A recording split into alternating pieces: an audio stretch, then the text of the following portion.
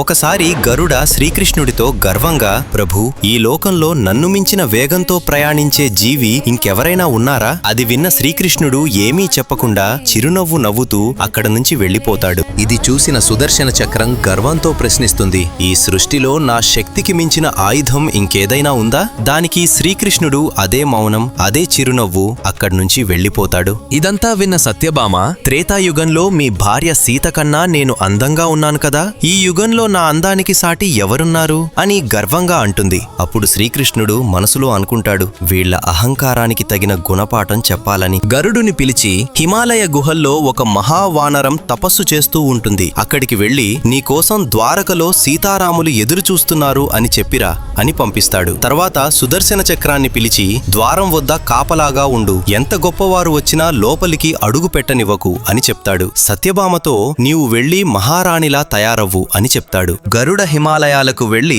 హనుమంతుడితో శ్రీకృష్ణుడు చెప్పిన మాటలను చాలా గర్వంగా చెప్పడం మొదలు పెడతాడు. ఆ మాటలు పూర్తవక ముందే హనుమంతుడు గరుడ కంటే 1000 రెట్లు వేగంగా దూసుకెళ్తాడు. అది చూసి గరుడ ఆశ్చర్యపోతాడు. హనుమంతుడు ద్వారక చేరుకుని రామునిలా ఉన్న శ్రీకృష్ణుడి ఎదుట వాలిపోతాడు. అప్పుడు శ్రీకృష్ణుడు అడుగుతాడు, ద్వారం వద్ద నిన్ను ఎవరు ఆపలేదా హనుమా? హనుమంతుడు చిరునవ్వుతో, స్వామి, ఒక చక్రం ఆపాలని చూసింది, కాని దానితో యుద్ధం చేస్తే మీ దర్శనం ఆలస్యమవుతుందనిపించింది, అందుకే దాన్ని అమాంతం మింగేశాను అని సమాధానం చెప్తాడు. హనుమంతుడు సత్యభామ వైపు చూస్తూ, స్వామి, ఈ చెలికత్తె ఎవరు? నా సీతమ్మ తల్లి ఎక్కడ ఉంది అని అడుగుతాడు. ఇలా శ్రీకృష్ణుడు, గరుడ, సుదర్శన చక్రం, సత్యభామ గర్వములను ఒక్క హనుమంతుడితో సమాధానం చెప్తాడు. జై శ్రీకృష్ణ అని కామెంట్ చేయండి, జై బజరంగబలి అని రాయండి.